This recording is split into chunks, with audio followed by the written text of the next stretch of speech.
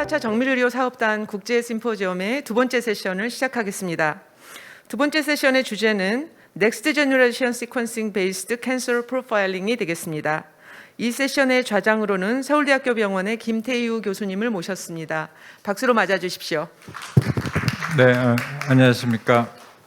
서울대병원의 김태유입니다. 먼저 오늘 좌장에 초대해 주셔서 감사드리고요. 오늘 두 번째 세션을 시작하겠습니다. 방금 소개해 주신 것처럼 Next Generation Sequencing Based Cancer Profiling의 제목으로 세 분의 연자님께서 좋은 강의를 해주시겠습니다. 먼저 시작하기 전에 제가 저도 이제 K-마스터 프로젝트의 같은 콜라보레이터로서 이제 같이 일해 왔고요.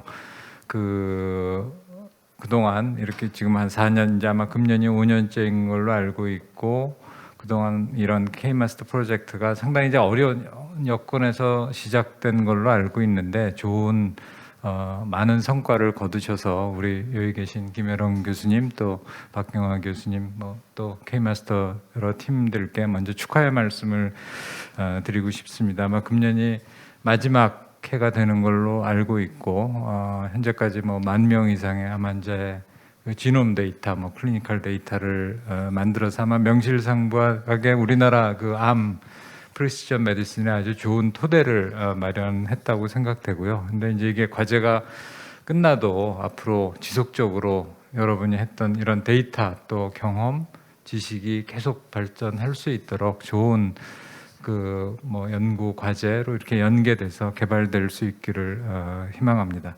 그래서 관련돼서 이제 이번 세션에 이제 세 가지 제목으로 세 분의 훌륭하신 연자분께서 말씀해 주실 거고, 두 분은 외국 분이시고 미리 이제 레코드를 하셨고요. 마지막 세 번째는 한국 연자분이어서 아마 세 번째 세션 때는 여기서 라이브 Q&A를 하고, 두 분 강의에 대해서는 아마 연자분이 안 계시니까 따로 질문을 받는 시간은 갖지 않도록 하겠습니다. 그래서 첫 번째 연자분은 잘 아시는 일본 내셔널 캔서 센터 호스피탈 이스트의 닥터 오츠시고요. 닥터 오츠는 일본 종양내과의 가장 큰 리더시고, 일본 종양내과 학회 제스모의 디렉터셨고, 또 일본 암학회 디렉터를 역임하셨고요. 여러 가지 일본에서 시행되는 여러 가지 프리클리니컬 트랜슬레이셔널 리서치, 또 클리니컬 리서치 아주 가장 선도 주자로서 많은 일을 하셨습니다. 그래서 오늘 말씀해 주실 내용은 일본에서 시행됐던 캔서 지놈 프로파일링 SCRUM-Japan의 경험에 대해서 말씀해 주시겠습니다. 네, 부탁드립니다. Hello everyone, I am Atsushi Ots in National Cancer Center East, Japan. First of all, I would like to thank Dr. Yu Hong Kim for giving me an opportunity of my talk in this exciting symposium. It is my great pleasure and privilege for talking our SCRUM-Japan experience in this symposium. This is my COI.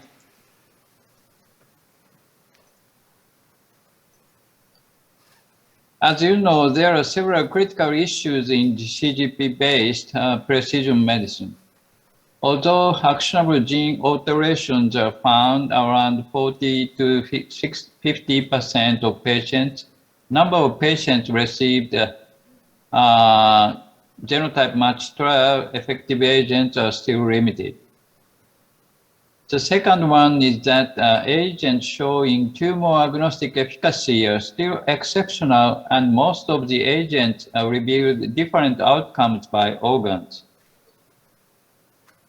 In addition, new technologies such as liquid biopsy and multiomics analysis are being developed day by day, which make us complex in designing clinical studies.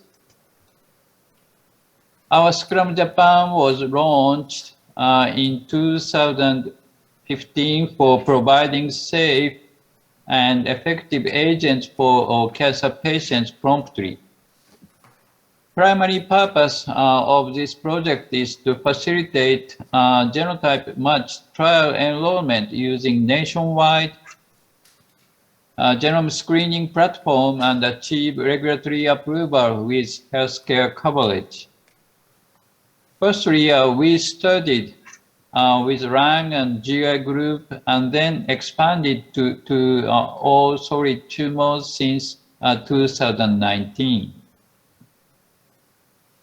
This is an academia industry collaboration study in which 215 hospitals and around 15 pharmaceutical industries were participating. The data center was placed in NCC East, and clinical genomic database are shared online with participating institutions and industry. During the period between 2015 and 2019, a total of 11,000 patients have been enrolled in the NGS screening and then registered to any of the genotype matched umbrella or basket type trials. There have been 67 registration trials on the SCRUM screening platform, consisted of 46 SIT and 21 IITs up to now. And most of the SIT were conducted as a part of a global clinical trial. As you can see here, a total of 25 IIT network was made throughout the nationwide trial centers in Japan. As of February this year, more than 800 patients have already been enrolled in any of the genotype matched registration trials. A total of 30 trials have already been published, which resulted in 11 new agents for 13 indications achieved regulatory approval.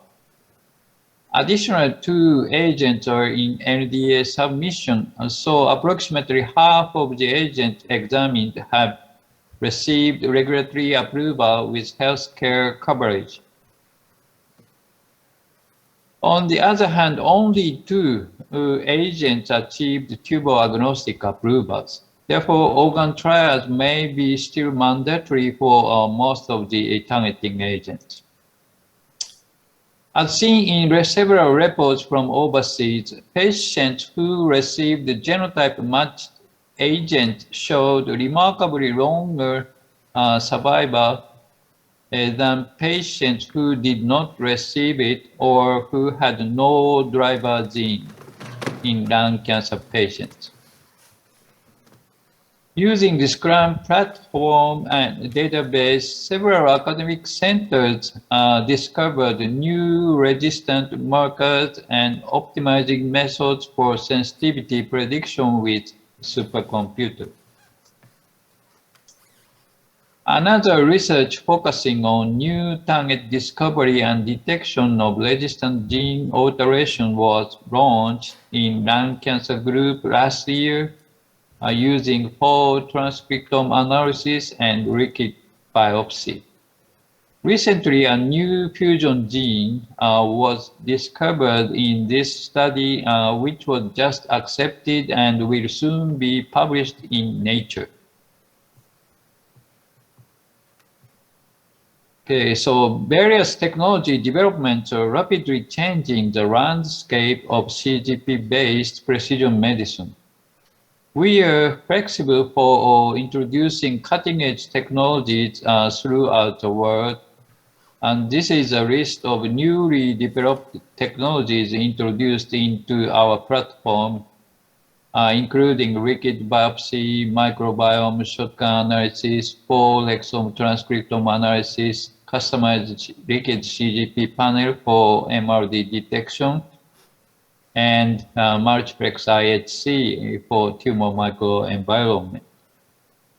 Additional important point, what I should emphasize is that sample collection time was shifted from salvage line to first or second line treatment. And with the introducing new technologies, we have evolutionarily modified studies in accordance with the study objective and technology characteristics. Liquid biopsy screening was started in January 2018 at Godzilla study, microbiome from 2019 at Monster Screen, and multiomics including whole exome and transcriptome launched this year at Monster 2 study.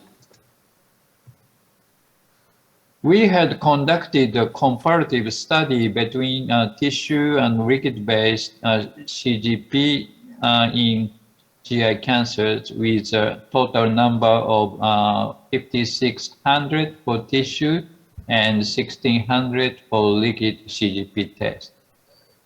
In this comparison, there were no remarkable differences in terms of success rate of gene analysis and detection rate of actionable gene alterations, which was classified by OncoKB evidence level between the two modalities.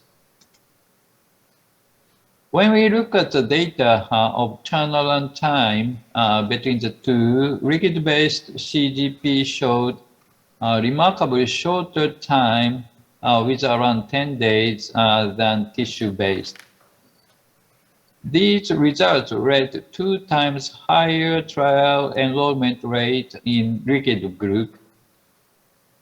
We also analyzed treatment outcomes in enrolled clinical trials, which revealed no obvious differences in terms of response rate and PFS between the two groups. These results highly suggest clinical utility of liquid biopsy, particularly in GI cancer. This slide indicates a total of 12 investigator-initiated trials consisted of 6 umbrella and 6 basket-type trials. All trials are acceptable for all patients screened by ctDNA. One of the liquid-based IIT results was recently accepted in Nature Medicine. In this phase 2 study for HER2-positive colorectal cancer, a combination of trastuzumab and pertuzumab showed around 30% response rate.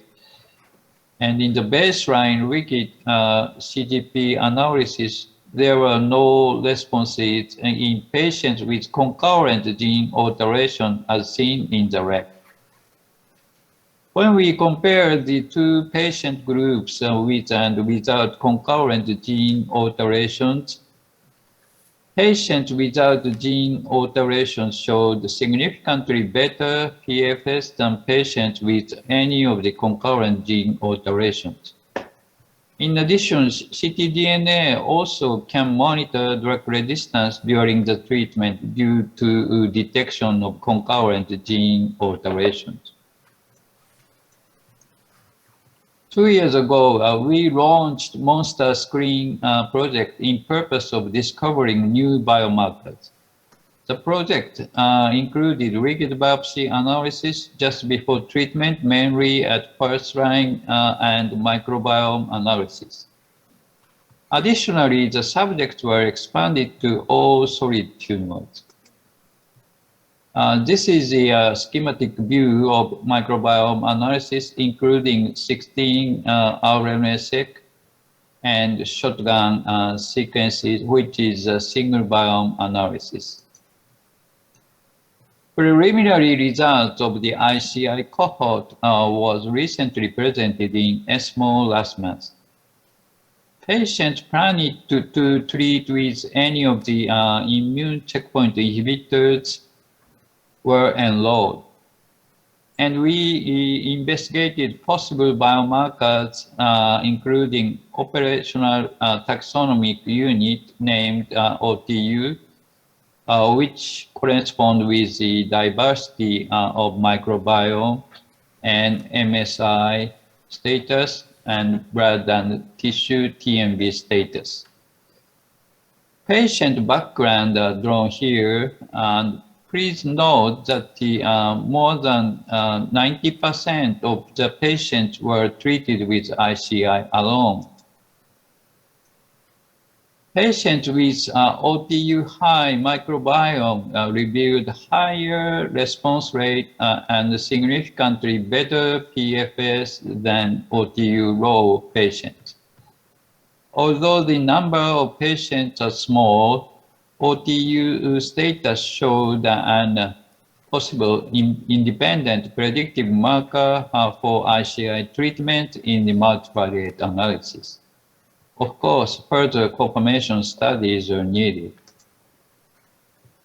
Another important utility of liquid biopsy is minimal residual disease, so-called MRD, detection after surgery.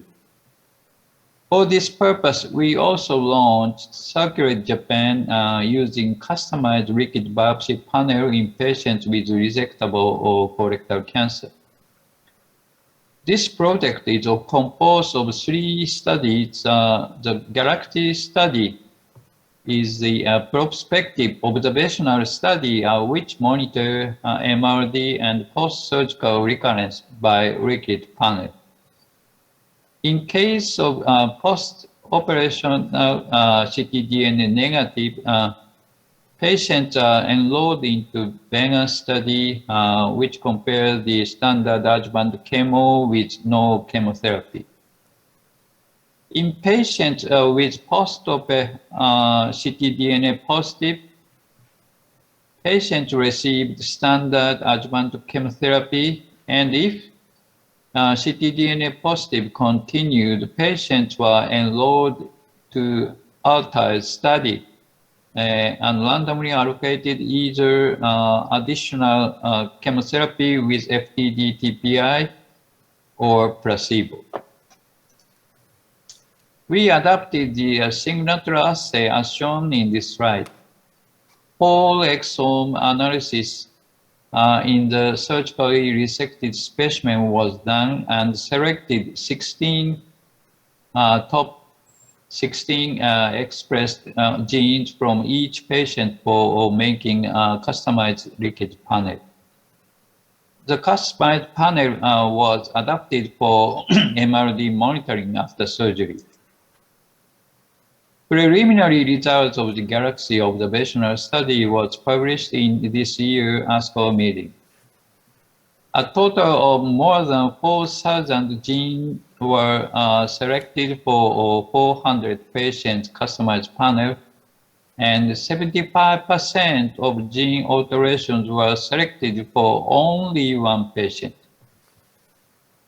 As you can see here, ctDNA was positive in more than 80% of patients, even in stage 1 disease. Most of the patients showed change of ctDNA from positive to negative after surgery, while continued positive patients became higher along with stage. Significant differences was observed in terms of DFS between ctDNA positive and negative patients in stage 1, 2, 3 with a hazard ratio of 19.5. Although it is a preliminary result, multivariate analysis shows that ctDNA status is a strong and independent predictive marker for recurrence. So we believe that MRD detection by ctDNA can be a practice-changing tool in surveillance of recurrence. As many of you know, various types of anti-cancer agents have been developed in recent years, which include antibody drug conjugate, bispecific antibody, and CAR T-cell therapy, and so on. In this second generation drug, analysis for membrane expression or tumor microenvironment are more important than DNA analysis. This is one of the successful cases of ADC development with trastuzumab deruxtecan for HER2-positive cancers, where first-in-human study was conducted in our institution. This ADC compound has bystander effect, and recent GI cancer trials show that efficacy is more correlated with IHC expression than gene analysis. Another important target would be TME. We have already published several reports in regard to relationship between tumor gene alteration and change of surrounding microenvironment, including immune cells and cytokine cluster. And recent report published in Cancer Cell proposed new TME subtype defined by a transcriptome analysis, which seem to be associated with ICI response. So nowadays, therapeutic target value of TME is actually increasing for new agent development. Based on these changes, we have just started a new project of multiomics analysis for new agent development and precision oncology. This omics analysis includes whole exome and transcriptome analysis either in tissue or blood and multiplex IHC for TME. We hope this multiomics study will yield another new agent development and in addition make actually an impact to biomarker-driven precision medicine. In summary, approximately half of the agents developed in SIT IITs have already been approved with healthcare coverage in Japan.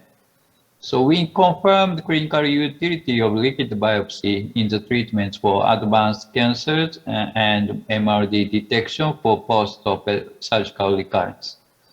Microbiome OTU may become a useful predictive biomarker for ICI. And multiomics analysis, including whole exome, transcriptome, and multiplex IHC for new agent precision medicine development have just started. Anyway, many studies are ongoing for improving patient care, hopefully. I would like to thank all patients and investigators collaborating in industries in this project. And also special thanks to AIMED, PMDA, and MHLW for their intensive support. Finally, I would like to special thank for the core members of this project, especially two outstanding top leaders, Dr. Yoshino and Dr. Goto in NCC East. Thank you very much for your kind attention. 네, 감사합니다. 우리 좀 멀리 계시지만 우리 닥터 우츠께 아주 좋은 연구 잘 진행하고 계신다는 말씀 전해드리고 싶고요. 아마 질문 안 되지만 혹시 코멘트나 첨언해 주실 내용 있으시면은 부탁드리겠습니다. 아마 전체적인 트렌드가 이제 티슈 지노타이핑에서 그 다음 단계 테크놀로지, 또 아까 리퀴드 바이옵시, 또 마이크로바이옴, 또 TME 쪽 이런 쪽으로 상당히 빨리 이제 이행하고 있는 것 같고요. 병행하면서. 그래서 아마 저희도 우리나라도 이제 이런 쪽에 빨리 따라가면서 하는 연구가 필요할 것 같습니다. 우리 김일원 교수님 잠깐.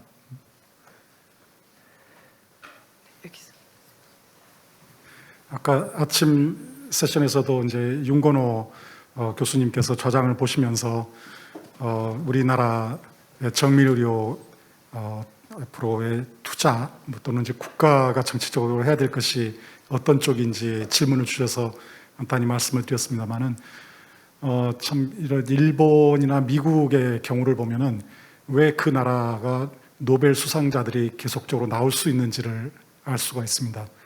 어떤 그런 투자와 그다음에 긴 안목을 가지고 끊임없이 지속적으로 새로운 장을 열어가는 그런 것들이 정부의 지원으로 이루어지고 있고, 근데 그것이 단순히 정부 혼자서 역할하는 것이 아니라 아까 발표에서 보시는 것처럼 글로벌 제약회사가 적극적으로 연구비를 투자하고, 그리고 그 회사의 약이 이런 국가 시스템 R&D에 같이 융합이 되면서 그게 환자한테 이득으로 돌아갈 수 있는 것들을 허용을 해주고 있고 그걸 권장을 하고 있거든요.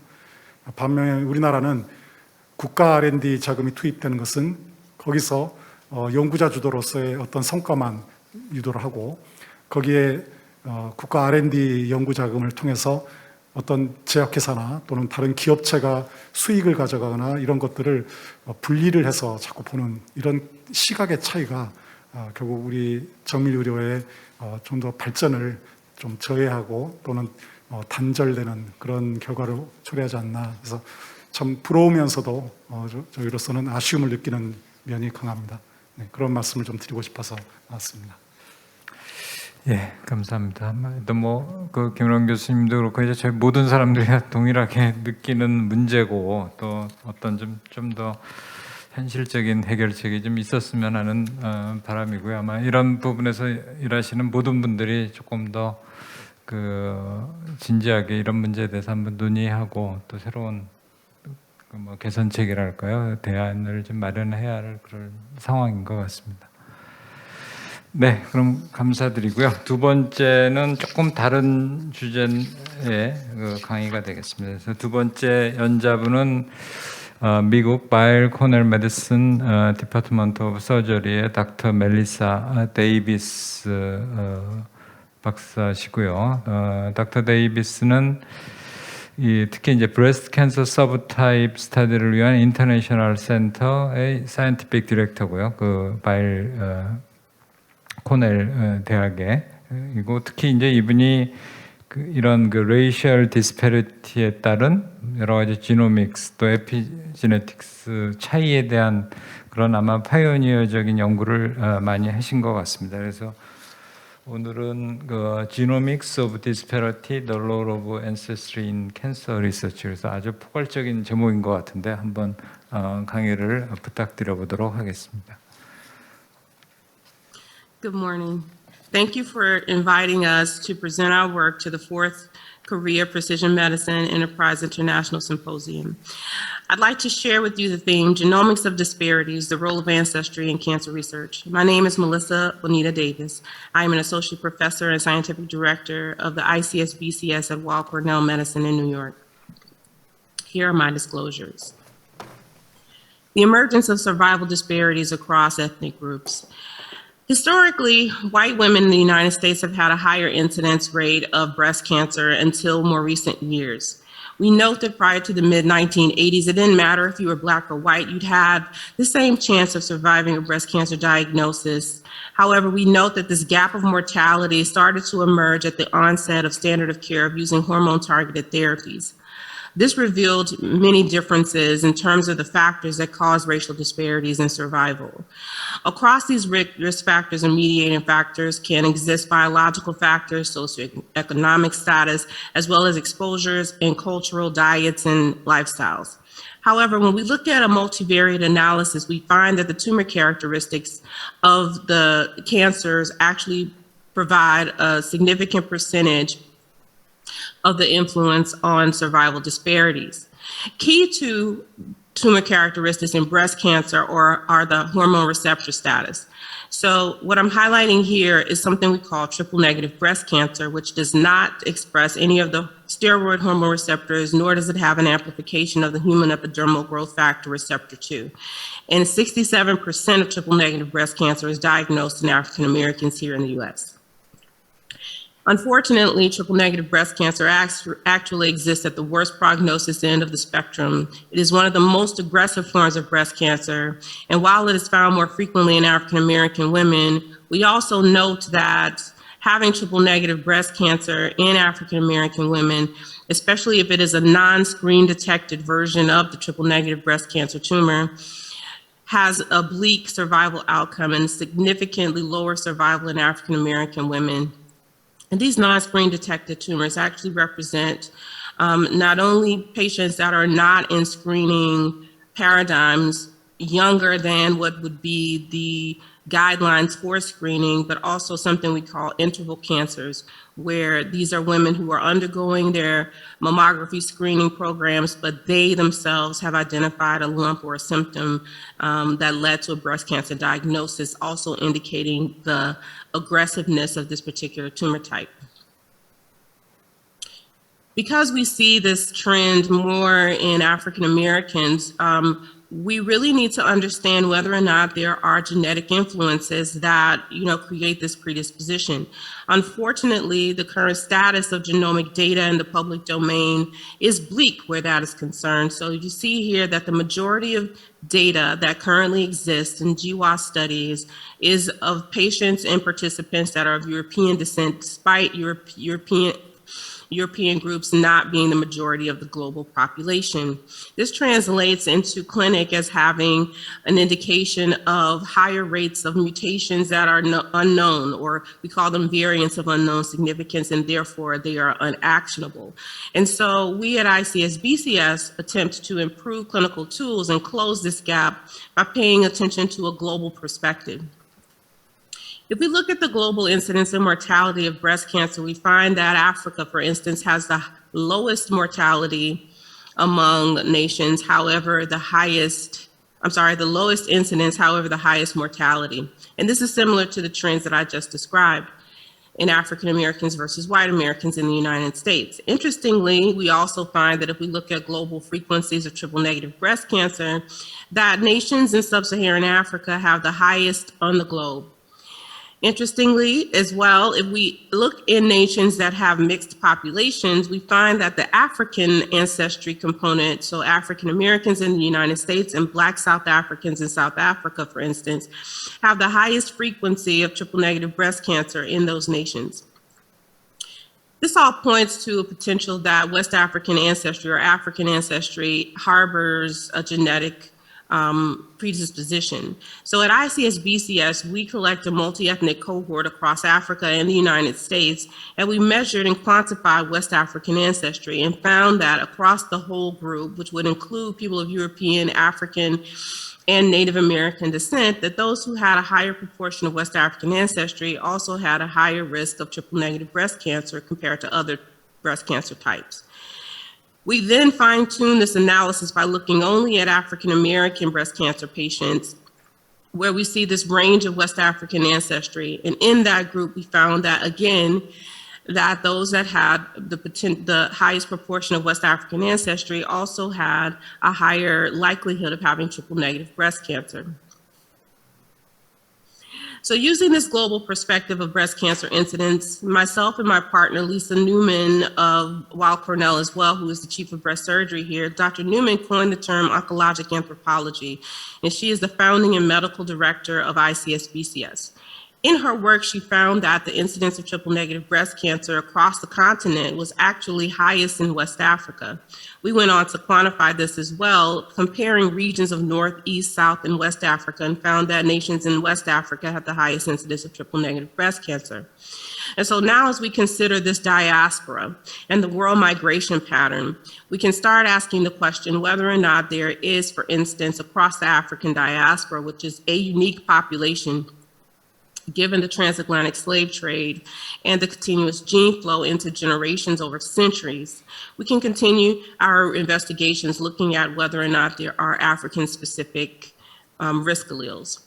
Recently, we published a protective allele that actually was replicated from other GWAS studies, however, not to the extent that we have shown in our latest publication, where this coding variant is actually a protective variant, and it is found more in high frequency in the homozygotic state in European Americans with triple negative breast cancer. When we looked at the clinical implications of the expression of the gene, we actually found that when European Americans have high expression of this gene, they have a higher survival rate compared to African Americans expressing this gene, which indicates that the functionality of the gene varies across these groups, which likely is correlated with the polymorphic version of the gene in this particular population.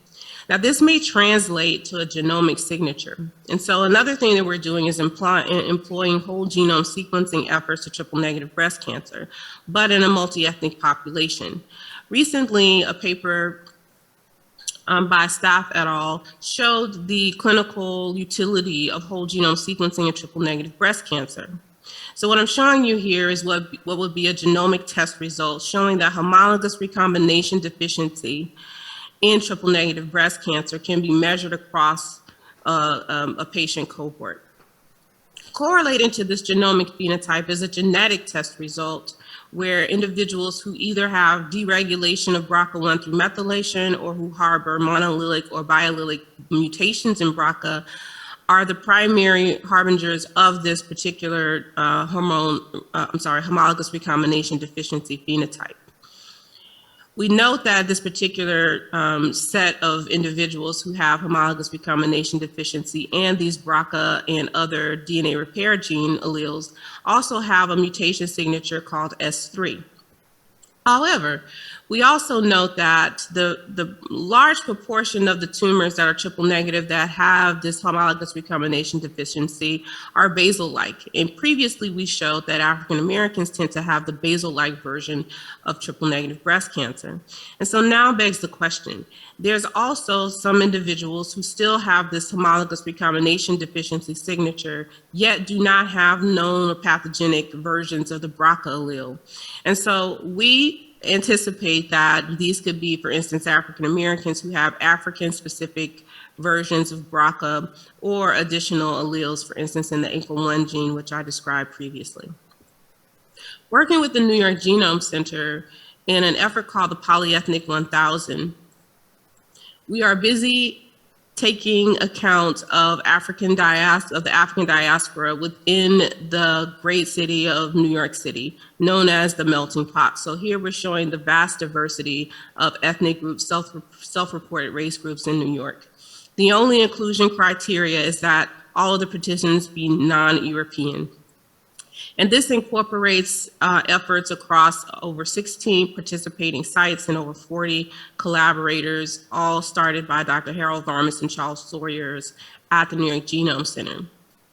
This effort takes a multi-omic approach, and our goal is to create accessible data to bridge the gap in this particular type of cancer. However, there are at least 7 different teams focused on different cancer types. Our team focuses on breast and prostate cancer and the African diaspora in New York City, including Afro-Latinx, Afro-Caribbean, African-American, and African immigrants across the diaspora here. Previously, we've shown that chromosomal structural variations are correlated with race when we look at both breast and prostate cancer, indicating that certain regions of the genome have genomic signatures that are enriched in these populations, likely due to the shared genetic ancestry. Using new approaches, we will also be able to define the complex structural variations, and this data is forthcoming, where we'll show not only copy number variation, but the complexity of rearrangements in these regions could yield new gene regulation as well as gene fusions. Changing gears now, talking about differential gene expression. We've previously shown when we compared African American versus white Americans in triple negative breast cancer that we can identify gene signatures that are correlated with race. However, we have now modified our analyses to utilize Ancestry instead of self-reported race, which is a more rigorous methodology for this approach. In this cohort, we quantify global ancestry of European, East Asian, American, South Asian, and African descent across self-reported race. What we found was that when we utilize ancestry as a quantitative variable in a regression statistic, we actually identified genes that are significantly associated with subgroups or greater supergroup populations of ancestry. And here I'm showing 2, African and European. Now, this leaves a group of genes that were associated with race, but not associated with ancestry. So this starts the process of filtering gene signatures that could be due to cultural differences, as opposed to genes that are due to genetic signatures or genetic ancestry. When we looked at the signature that's related to African ancestry, we also found that a subpopulation of people who were self-reported European who also have a level of admixture from East Asia, South Asia, and Native American also have some similarities with African Americans within this gene signature. This points out that the utility of using Ancestry is much more accurate in terms of precise gene expression measurement as opposed to self-reported race. When we looked at what these particular gene signatures incorporated, we found that several of the gene pathways were canonical cancer pathways. However, they were not behaving in the directionality, if you will, as we anticipated. So for instance, TP53 is one of the most mutated genes, typically deleterious loss of function genes. However, in this cohort, what we found was that individuals who had higher African ancestry had activating TP53 signatures. Moving on, as we use our multi-ethnic cohort, this allows us to find not only African-specific variants, but European-specific variants, given that the predominant admixture in our population is African and European. The African-specific variant that we found is Duffy null. Duffy null was first originating or first arose in sub-Saharan Africa and was fixed in this population because it conferred immunity to malaria as caused by Plasmodium vivax. The distribution of this allele across the Americas tracks with the transatlantic slave trade, and currently we know that most African Americans do harbor at least one allele of the Duffy null gene. And the triple negative breast cancer imprint also mimics this distribution of Duffy null, which explains why we had a hit in our publication showing that Duffy null was associated with triple negative breast cancer. In terms of the mechanism, this is what my lab is currently working on. So the dark gene, which is where the Duffy null mutation occurs, typically regulates inflammation levels in circulating and interstitial tissue. On red blood cells, dark acts as a chemokine buffering sink, and on endothelial cells and tissue, it acts as sort of a chemokine pump, regulating the gradients that recruit immune cells, and also the endothelial expression of dark helps with the diapodesis of immune cells into the inflamed tissue environment. We had previously shown that tumors that had high expression of dark also gave a survival advantage in every subtype of breast cancer.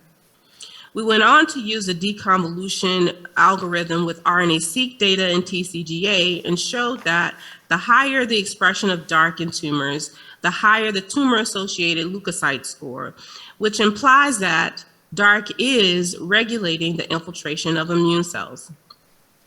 When we look closer at this tau count, we found that there were specific immune cells that were correlated with dark expression, as well as the upregulation of pro-inflammatory chemokines in the tumor microenvironment.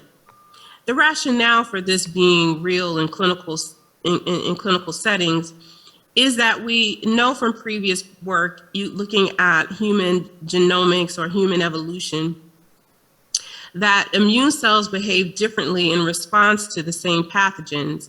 In this publication, the authors took immune cells from people of African descent and compared them to people of European descent, and found that when challenged with the same bacterial pathogen, the transcriptional profiles were significantly different in the immune cells from Africans compared to those of European descent. Also, when we look at survival scores, looking at the tau scores, or when we look at survival trends, looking at tau scores, we find that early stage versus late stage, overall, tau counts give a significant survival advantage. However, when we broke this down into race groups, also then ancestry groups, we found that African Americans lose this survival advantage related to tau counts. This indicates that African Americans may have an altered tumor immune microenvironment or profile. So as we think more clearly about what these different profiles may be using genetic ancestry, we we may be able to identify that African Americans would have a greater survival advantage by using immunotherapies, for instance, that are related to counteracting tumor suppressor or immune suppressive environments, as well as propagating more recognition of neoantigens. None of this work would be possible without my collaborators and trainees. And so here, I just want to acknowledge their work, and especially our new partnerships at the New York Genome Center as we take a deeper dive into ancestry and tumor biology. We are recruiting. Thank you, and I look forward to a lively discussion. 네, 감사합니다. 암 발생이나 치료에서 이런 Disparity, Ancestry의 분석에 대한 중요성 이런 거 보여주는 것 같고요. 다행히 이제 우리나라는 이런 단일 민족으로이라고 믿고 있기 때문에 이런 거가 좀 큰 문제는 아니지만 아마 최근에 많은 이제 연구 결과에서 저희가 이제 점라인 분석을 많이 하고 점라인 소마틱 인터액션이 여러 가지 암 발생이나 이런데 또 롤을 한다는 데이터도 많기 때문에 아마 저희도 이런데 관심을 갖고 연구를 해야 될 것 같습니다. 혹시 첨언하실 코멘트 하실 분 계시면 말씀해 주시죠. 박경화 교수님 TNBC 많이 보시는데 혹시 의견 어떠세요? 네, 사실은 제가 이제 이 연자를 제가 초대를 했는데요. 우리나라의 유방암 환자들이 서양에 비해서 한 10세 이상 젊은 나이에 발생을 하고 그렇지만 상당히 예후는 좋은 편입니다. 그런데 우리나라의 의료 접근성이나 보장성으로만 설명할 수 없는 부분들이 있는데 저는 그 부분에 이제 이 Ancestry에 따른 이뮨 리스폰스의 차이가 일정 부분 기여를 할 거라는 생각을 하고 있고요. 그래서 왜 우리가 우리나라 환자에서 제노믹 프로파일링을 좀 더 디깅 다운 해봐야 되고 또 신약 개발을 우리나라 환자에서도 열심히 해야 되는지를 알려주는 중요한 메시지라고 생각을 합니다. 그래서 앞으로 기회가 되면 우리나라도 이제 이런 점라인 분석과 또 소마틱 분석을 함께 해서 왜 이런지 좀 알아봤으면 좋겠고요. 이따가 사경화 교수님 발표에서 이제 혹시 나올지 모르겠습니다만 저희 데이터베이스 K마스터 데이터베이스를 분석을 해봐도 이 TCGA 데이터에 비해서 우리나라 암 환자들이 이 DNA 리페어 패스웨이의 이상이 확실히 많이 보이고 있습니다. 그래서 우리가 칼시노제네시스가 일어나는 비슷한 또 다른 환경이긴 하지만 비슷한 상황이라면 사실은 점라인에서부터 뭐가 조금 다른 건 아닌지 그런 의심을 가지고 있습니다. 네, 감사합니다. 네, 코멘트 감사드립니다. 네. 그럼 이어서 방금 언급해 주시는 우리 사경하 교수님의 세 번째 강의를 듣도록 하겠습니다. 사 교수님은 현재 지금 고려대학교 의과대학의 조교수로 계시고요. 전공이 아마 이런 여러 가지 바이오인포마틱 쪽 전공으로 하시고 그쪽에 대한 일을 하고 계시는 것으로 알고 있습니다. 오늘은 Genomic Landscape and Clinical Utility of Korean Advanced Cancer Patient의 제목으로 아마 K마스터 분석하시면서 나왔던 여러 가지 파인딩에 대해서 좋은 말씀을 해주실 걸로 생각됩니다. 네, 사 교수님 부탁드립니다. 네, 감사합니다, 교수님. 저 시작 전에 한 가지 이제 양해 부탁드릴게요. 제가 이번에 이게 이제 국제 심포지엄이다 보니까 사실 준비를 영어로 해와가지고 가지고 이번 강의는 이제 영어로 진행해서 먼저 그 부분에 대해서 양해 부탁드립니다. So today I'll be giving a presentation overview on genomic landscape and clinical utility of Korean advanced pan-cancer patients. So precision medicine, the fundamental concept or the principle is that genomic understanding of patient's disease actually allows identification of optimal and targeted therapy for each individual patient. So just a few decades ago and even until now, most of the treatment model actually follows this one-size-fits-all, where individuals who've been diagnosed with the same disease will be most likely given the same kind of treatment. And while this was effective in some patients, you could also see a lot of patients who did not respond so well. And for those patients, having this specific treatment that does not have therapeutic efficacy were not only was physical burden, but also financially and mentally as well. So there was this idea that where if we can explore the unique genomic traits of each individual, then maybe we can identify a specific target that we can exploit. So based on such concept, we've been seeing a lot of paradigm shift from traditional medicine to precision medicine. And there have been a lot of compelling evidences that show FDA-approved biomarker can be utilized for targeted therapy. One of the prime example is that HER2-positive breast cancer and gastric cancer patients, they show remarkable response to HER2 targeted therapy, as well as for melanoma patients harboring BRAF mutation, they show considerable response to vemurafenib treatment and so forth. So such concept of precision medicine actually has been around for quite some time, but it has really resurfaced in recent years and has been getting a lot of attention because of the advancement in sequencing technology. And the sequence technology was able to really be accomplished through this Human Genome Project, where they were able to uncover and decipher the reference genome of human. And using such rich information, they were able to identify each individual's unique molecular property as well as genomic arrangements. So a lot of different groups and institutions, especially in cancer research, has also taken advantage of such technique. And then one of the most notable, well-known consortium is one you can see in the left panel, which is the Cancer Genome Atlas. I think their project spanned from 10 to 15 years. They were able to characterize the genomic landscape over 10,000 patients, over 30 different tumor types. And they were able to identify very specific, very crucial genomic alterations that were highly associated with not only tumor propagation, but treatment response as well. And based on such knowledge, MSK Impact also has been initiated to able to characterize the molecular property of a patient, hoping that they can match or suggest what would be the ideal targeted therapy for those individual patients. While this was very rich in information and has a lot of different profound knowledge, it was a little bit difficult for us to able to directly translate such knowledge into clinical practice, especially for East Asian cancer patients. And one of the reasons is that there has been a significant genomic diversity as well as clinical utility based on ancestry. I think Dr. Davis also just previously mentioned in the lecture that there has been considerable levels of difference in terms of molecular profile as well as clinical history between European ancestry patients and also African American populations.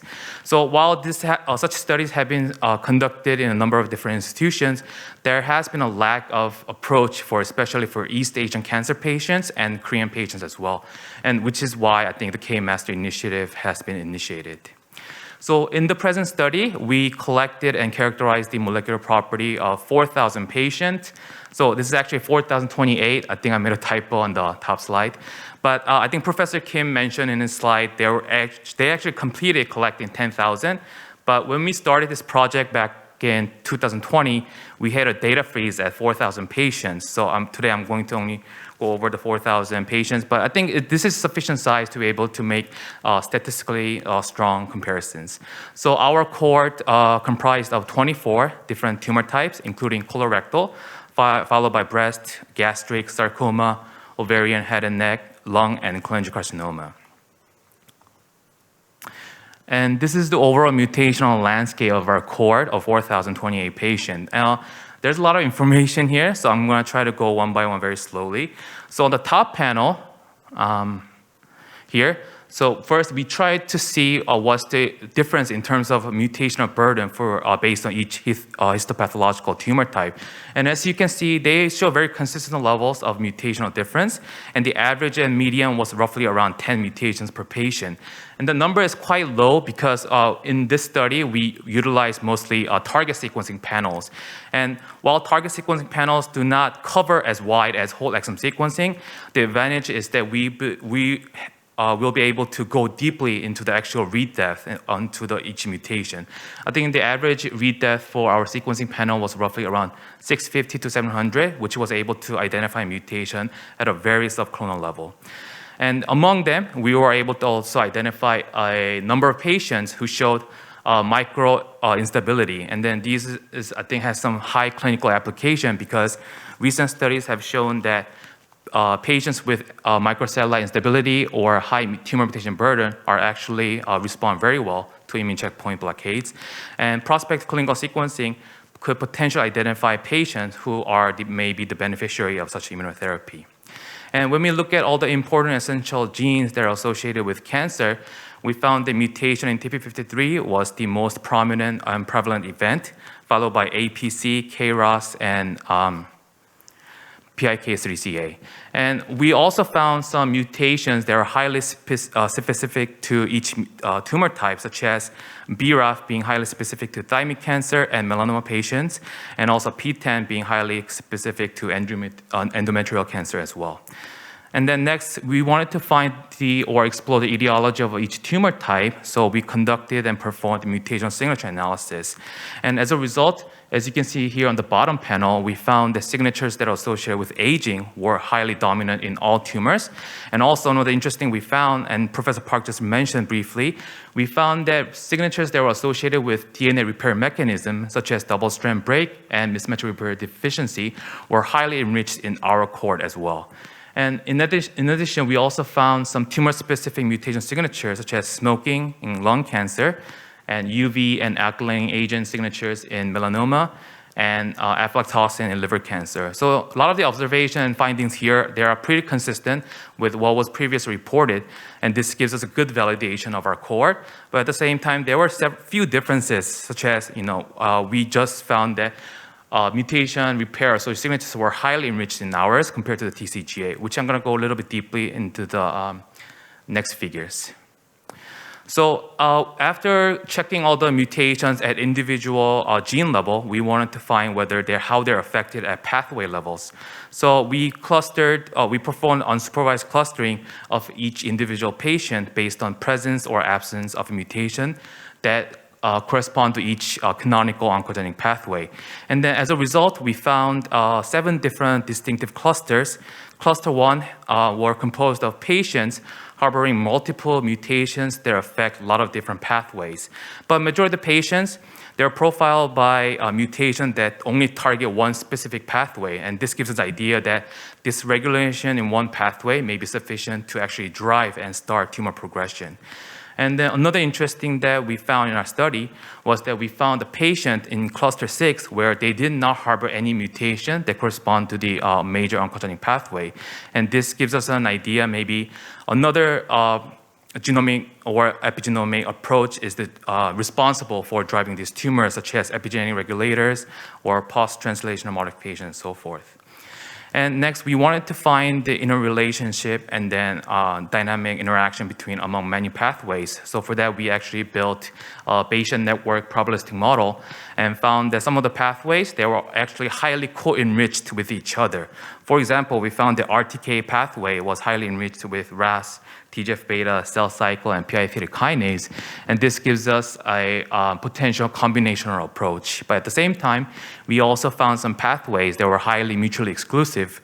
For example, c-MYC pathway was highly exclusive with TGF-beta, P53, and RTK, and this gives us an idea that maybe alteration of both pathway renders tumors more disadvantageous to tumor propagation. And we also found the NRF2 pathway was highly mutually exclusive to both RTK and cell cycle, which was consistently shown in TCGA pan-cancer study as well. So while our study shows some consistent levels of results with TCGA data, we also found some Korean-specific pathway enrichment as well. So in order to actually perform genomic comparison analysis based on Ancestry, we curated mutation profiles from TCGA pan-cancer data. So TCGA was composed of over 10,000 patients, and among them, we only selected for tumors that correspond to the matching tumor type that we had in our K-Master consortium. And then after that, we only selected for patients who had been enrolled based on their ethnicity and self-proclaimed white Caucasians. And as a result, we were able to obtain the mutational profile of roughly around 5,700 patients, which was a very good sizable comparison to our core, which was 4,000. And as a result, we found that a lot of different generic mutations it's a little bit hard to see here, but then they're actually occurring at a very consistent levels. They're very similar, but some of the major genetic alterations were very different. For example, PTEN was highly enriched in TCGA patients, while KRAS was more enriched in KMAS consortium. And then when we made the comparison at pathway level, as you can see here, it's pretty consistent, but we found that TCGA Caucasian patients show high enrichment of both NRF2 and PI3 kinase pathway. And this is actually consistently shown in previous study where African American population, when they made the comparison, patients from European ancestry showed higher dysregulation in PI3 kinase pathway as well. And then conversely, K-master patients showed activation of TP53 with Wnt, Notch, and RTK-ROS pathway, which is a potential suggestion of targeted therapy to the corresponding pathway. So after making the comparison at pan-cancer level, we wanted to see whether the molecular profile is actually different at individual tumor level. So on the left panel, we compared the mutational tumor frequency within each individual histopathological tumor type. And then overall, it was pretty consistent, but we also may discover some major variability. For example, mutation in TP53 differs significantly based on each tumor type. For example, we found that TP53 mutation was highly enriched in K-master colorectal, breast cancer, and cholangiocarcinoma, while it was highly enriched for ovarian, head and neck, and esophageal for TCGA patient.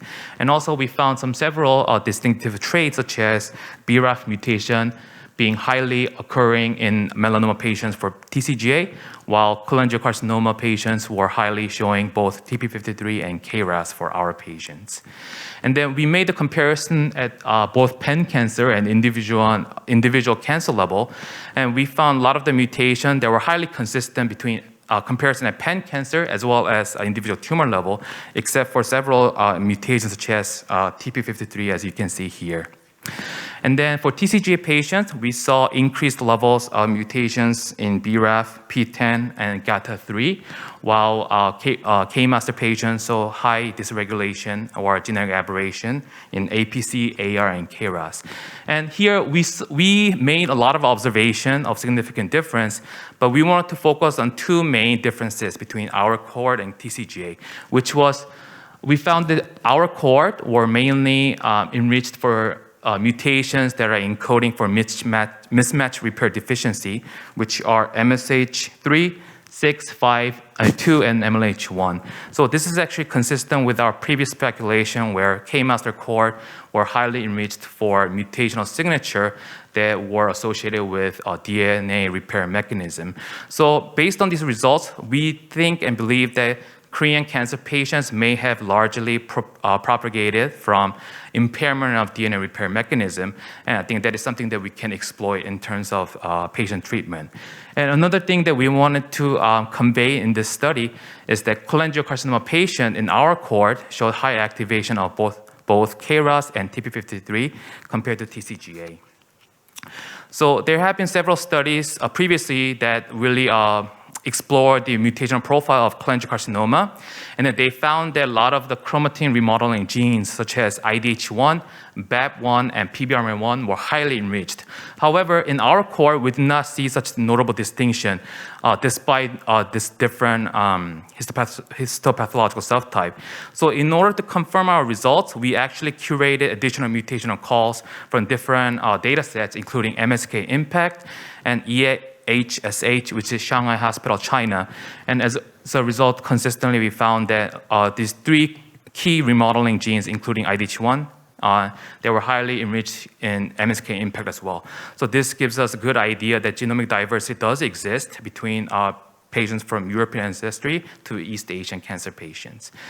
And lastly, we wanted to compare not only genomic diversity, but clinical actionability as well. And in order to do that, we actually leveraged database from OncoKB database, and then we classified mutation based on whether it was druggable, actionable or whether it has been reported in cosmic SM, and the rest of them are annotated as SMV.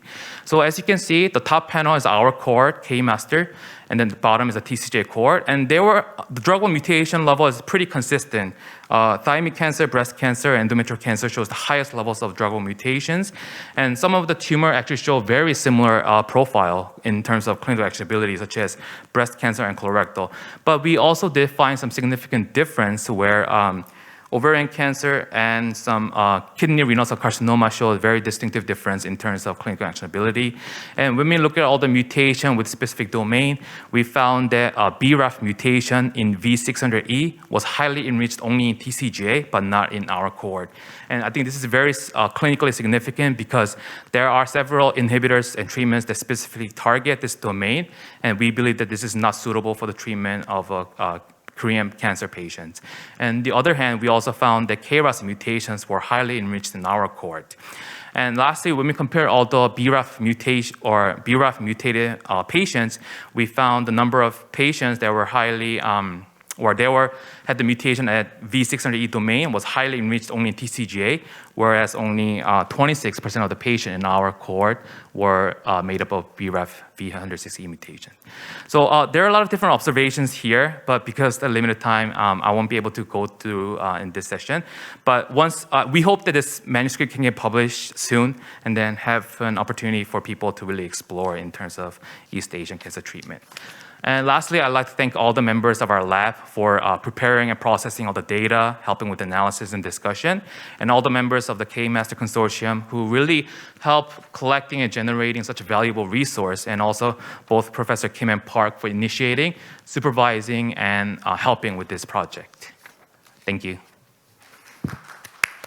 네, 아직 온라인 질문이 아직 안 올라온 것 같고요. 그래서 아까 그 이제 DNA 데미징 패스웨이 쪽에 좀 많고 한 거는 어떤 스페큘레이션이라든지 뭐 그런 가설이 좀 있으세요? 저희가 사실 이제 이런 뮤테이셔널 기반의 분석을 통해서만 저희가 이제 찾아낸 거라서 아마 이제 실험적인 검증 또는 인비보 모델을 통해서 해야지 좀 더 의미를 찾을 수 있지 않을까 싶은데요. 저희가 굉장히 큰 코어트에서 비교를 했기 때문에 이런 게 단순한 랜덤한 스토캐스틱하게 나온 게 아니고 정말 의미가 있게 나온 거지 않을까 싶습니다. 혹시 그런 환자들의 클리니컬 데이터에 보면 어떤 특징이라든지 뭐 젊은 연령 뭐 이런 뭐 캔서 타입 이런 거에 대한 인포메이션은 혹시 없는지? 아쉽게도 저희가 이번 스터디에서는 클리니컬 정보를 아직 다 얻을 수가 없었어 가지고 그걸 같이 인터그레이션하기가 어려웠어 가지고요. 이제 사업단이 끝나면서 이제 10,000명 환자에서 다 풀 클리니컬 데이터를 얻을 수가 있으면 그때 조금 더 컴프리헨시브하게 분석할 수 있지 않을까 싶습니다. 뭐 제가 이야기로 이제 K-마스터 이게 최대 장점 중에 하나가 이제 임상 데이터를 충분히 확보할 수 있기 때문에 이제 그런 분석을 통해서 아마 조금 더 좋은 스페큘레이션이 가능할 것 같습니다. 네, 질문 없으시면 아주 좋은 강의 감사드립니다. 감사합니다. 네, 감사합니다. 그래서 오늘 그 세 분의 강의 잘 들었고요. 여러 가지 좋은 강의해 주신 외국 연자 두 분 또 우리 사 교수님께 감사의 말씀드리면서 이번 세션을 마치도록 하겠습니다. 감사합니다.